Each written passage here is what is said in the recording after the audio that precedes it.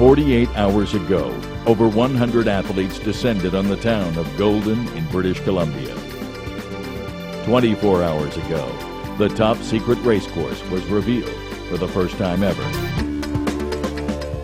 Overnight, competitors must prepare themselves and their equipment.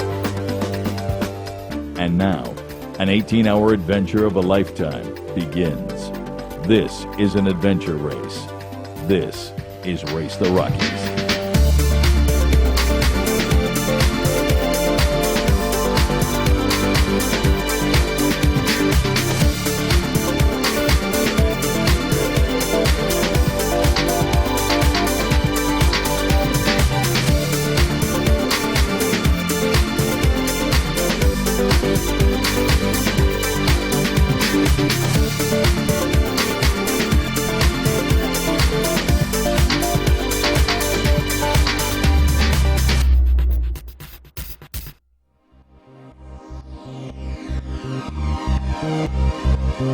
With no official start line to speak of, the racers are simply released into the environment from a clearing in the wilderness. Adventure racing is unlike any other sport, divided into two main categories, sprint and expedition length.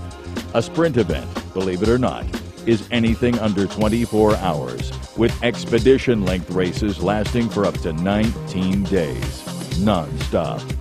Expedition events dwarf the Ironman triathlon, and because they are non-stop, day and night, can be longer than the total riding time of the Tour de France. Race the Rockies sits just inside the sprint category, with a completion time of 18 hours.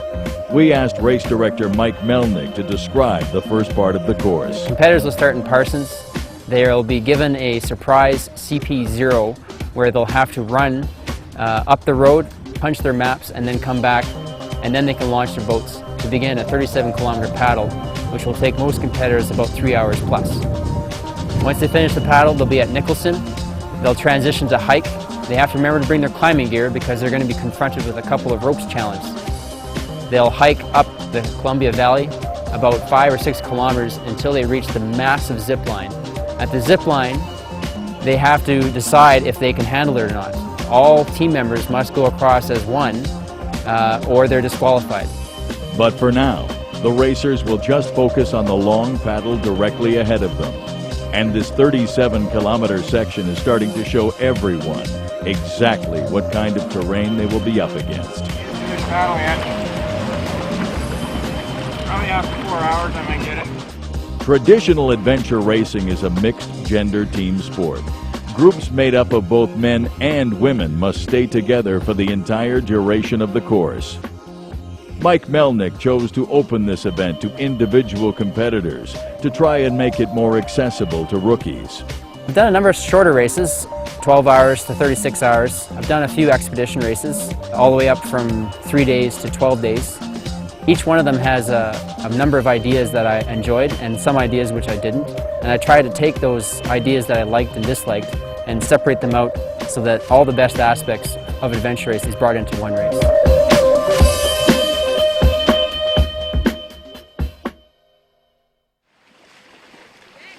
After a long, wet paddling section, the racers arrive at the first transition area. Yeah, I found it got longer as we went along, but it was nice. A whole lot of eagles and herons and things flying over reds. It was nice that way. It was nice when the paddle's scenic, doesn't get boring. Hard work, start the morning.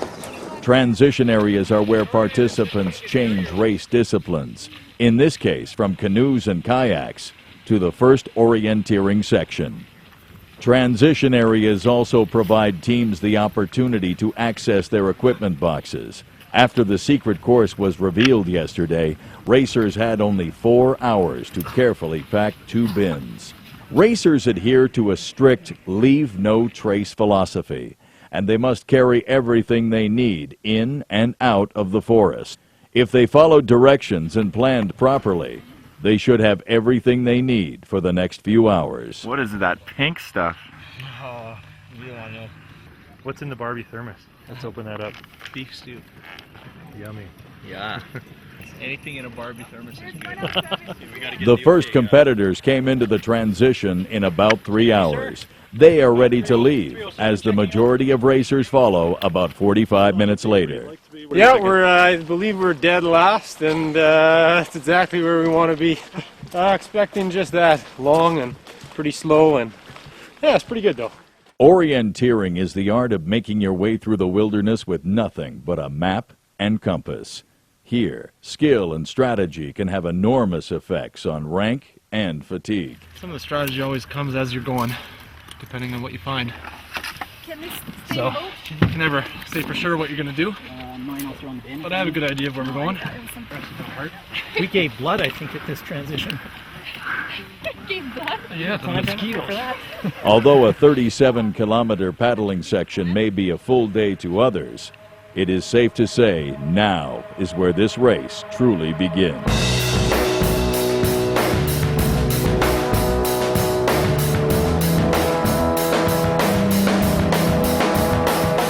We are going that way. Right. That's how you guys race, just follow the guys in front of you? They can't be lost, can they? That way. Excellent. So you follow him.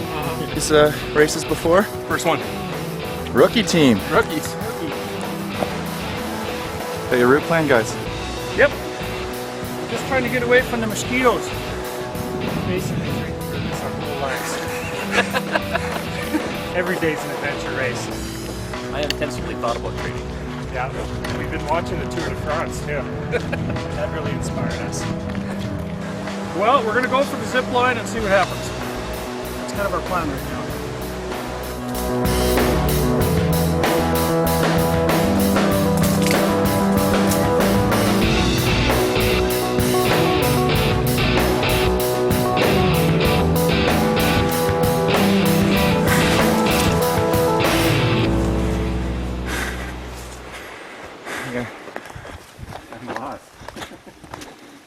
Temporarily misplaced. Yeah. I feel like this is like a sort of edge, like it's like curves this way, right? One thing that curves is this thing right here. I don't know if I was expecting to see this road go the whole way. No, I don't think we're that lucky. But I figure they got the ropes in somehow. So it's all part of it, or you look for either signs of them or figure out how they got in, if it's ropes, or you know, if you're going to a boat section, you must take them in on a road. Of course, the ropes also could have been brought in from the other side of the crevasse, which blows out through the window. We've had a wonderful hike. We saw some spiders and moss. No zip line. We're kind of thinking that we're following natural terrain, but it's a little deceiving. Okay, I have to head uphill.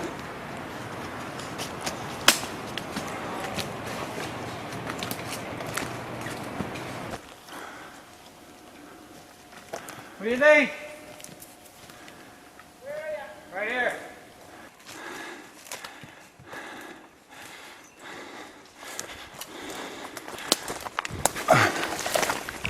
Where's the person who checkpoint? Now, 5 hours into the race, teams are reaching the zip line. I think that's a little nerve-wracking, actually.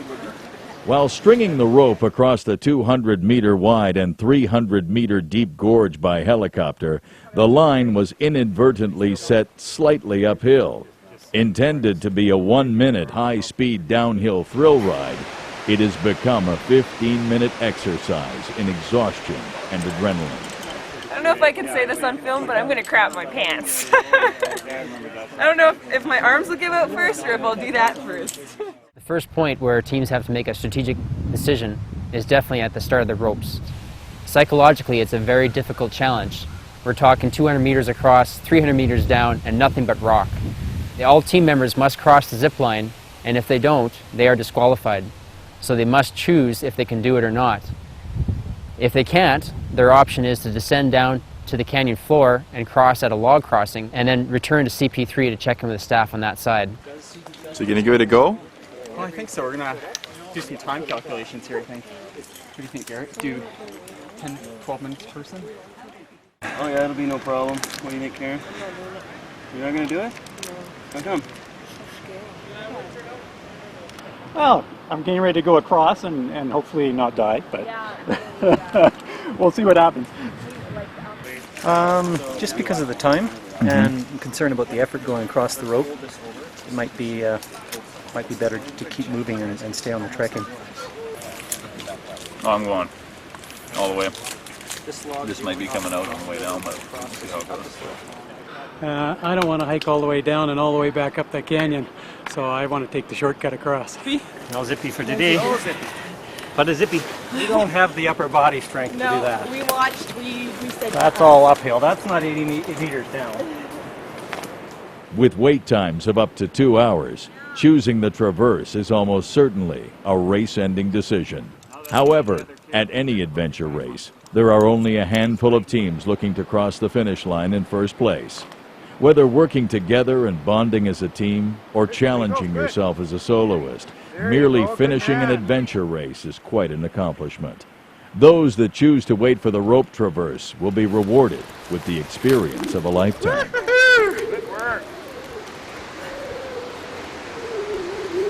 The others, who decided to move on, are still in contention and will literally have a very different view of this incredible exercise.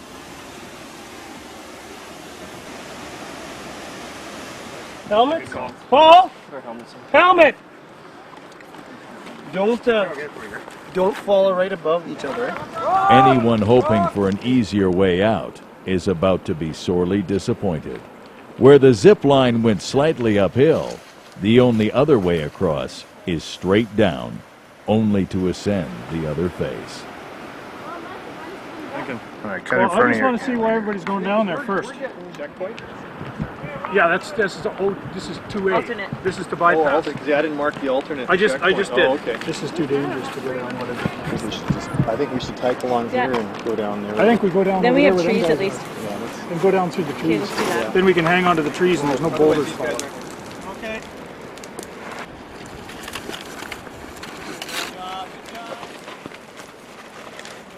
You sure we don't want to just stay on the front?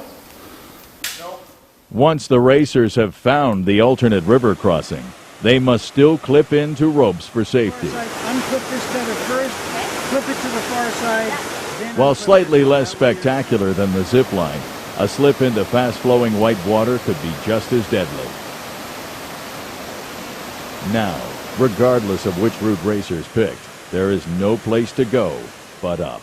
The bush gets thicker, the hills get steeper, and their bikes are waiting for them at the top of the Kicking Horse Resort. A massive hill climb, all the way from the river elevation of 790 meters to the resort top of 2,700 meters, so 2 vertical kilometers up. That's a lot of elevation in a short race. They can expect a very physical course. There's a few navigational sections where they're going to have to make several route choices in order to get themselves up on top of a ridge. It's very demanding, it's very beautiful, and they'll be rewarded for the effort they put in. It's been quite horrible, to be quite honest. Lots of bushwhacking, and sure there was an easy way to do it, we just didn't find it. So that's the way she is. Bushwhacking sucks. In return for their efforts, participants will be treated to incredible changes in scenery.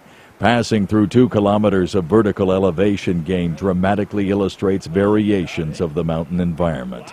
Once they escape the grasp of the forest, dense bush will give way to alpine flowers, rocky ridges, and ultimately through to the snow-capped mountain peaks. Still moving, buddy. It's all good. Except for that bad decision, we're doing all right. Good time. Just as there are rookies in the field of participants, this also happens to be Mike Melnick's first time as the race director. After 6 years as a competitor, he took ownership of Race the Rockies with big intentions. The legacy was the organization and the scenery that you get to see on these races. You always get up high in the Alpine, you always get gorgeous vistas. It's always very physical and demanding. I wanted to keep that. It's also very organized. You know where you have to go initially, you know where you have to go next, and that sort of thing is something that people really need to have if they're transitioning from other sports such as triathlon or running. I wanted to bring together all the best things about all the races I've ever experienced. I've experienced races mostly from a racing standpoint, sometimes as a volunteer, and the experience that you get from that is something that changes you. You know, it's something that you carry forward into your daily life.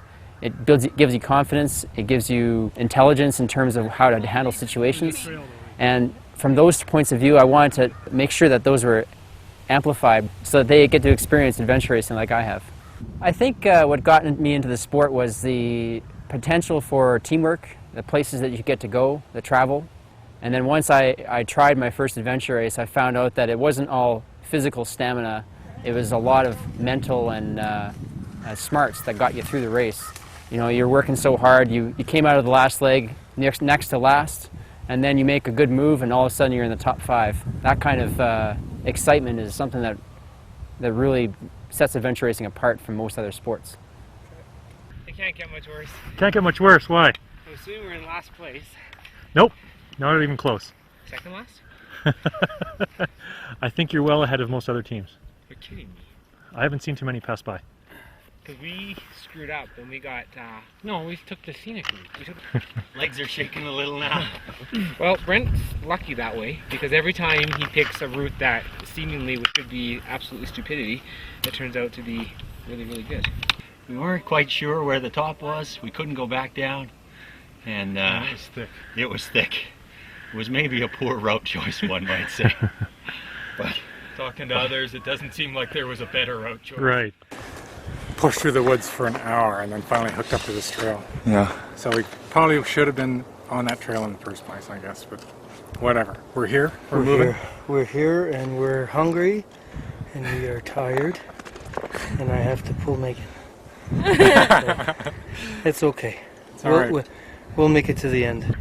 Well, it was harder than I thought it was going to be, that's for sure. Which part? The elevation gain.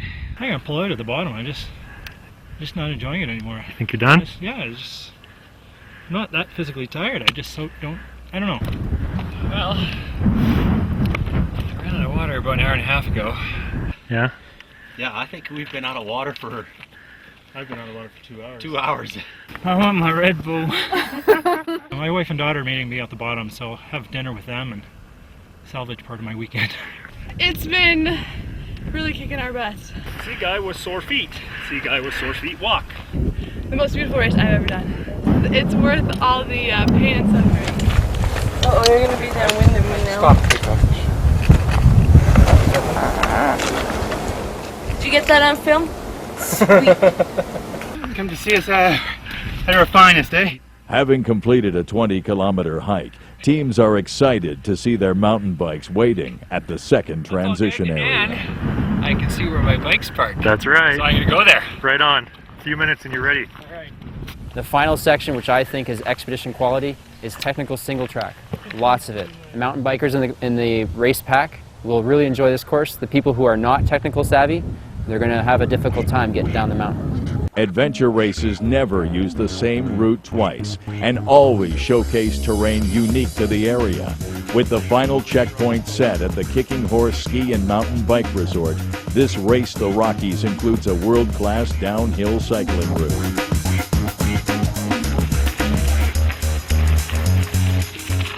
What took up to 5 hours to climb is being descended in under an hour.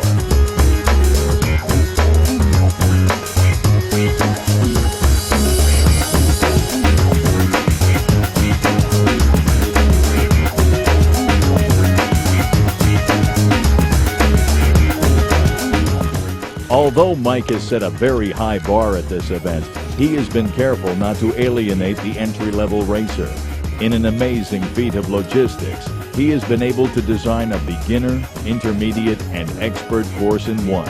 When racers reach the end of this intense cycling section, they will make a decision. This year's race has an unusually high number of strategic decision points. Other races, like 36-hour races I've been in, usually have one or two where you have to make a choice this way or that way, the extra course or not. But typically there isn't 3 decision points which can make or break a team. Participants who have reached their limit are allowed to finish here with the sport course and an official ranking. Oh, we made that decision halfway back past that mountain over there. We decided that that was enough elevation for one day. Why? The decision will be to terminate now. We're just boinking on the ride. So where are you headed right now? To the bar, I think. Maybe shower. Not sure what order. Others who have the energy to burn and the ambition to place at the top will be allowed to advance to a second cycling section. We're gonna go for it. The regular course, the 85K, so we're going to do 20 more K.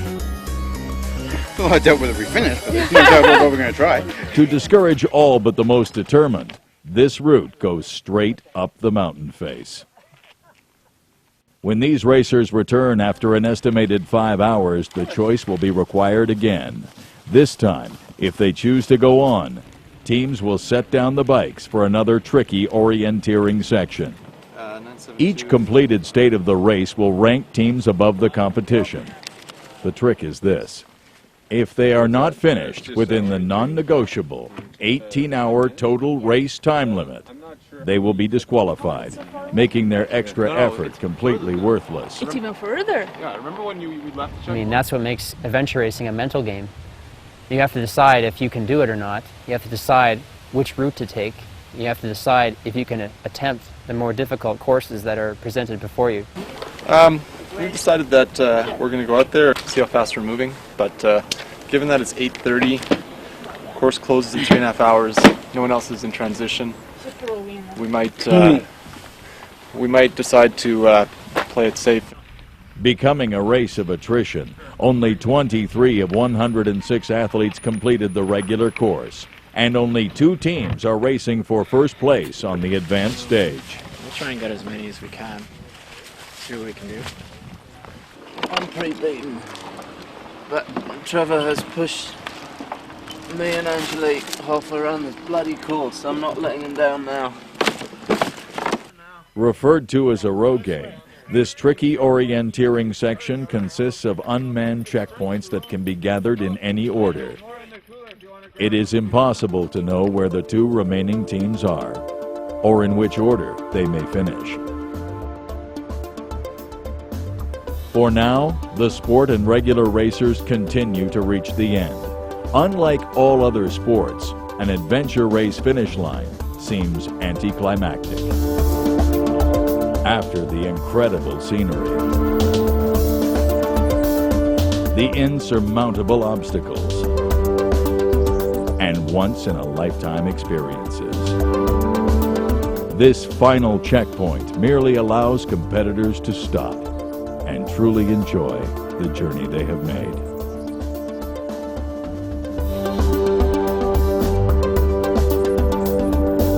In the end, Team 311 Wild Rose took first place by completing all race stages and checkpoints.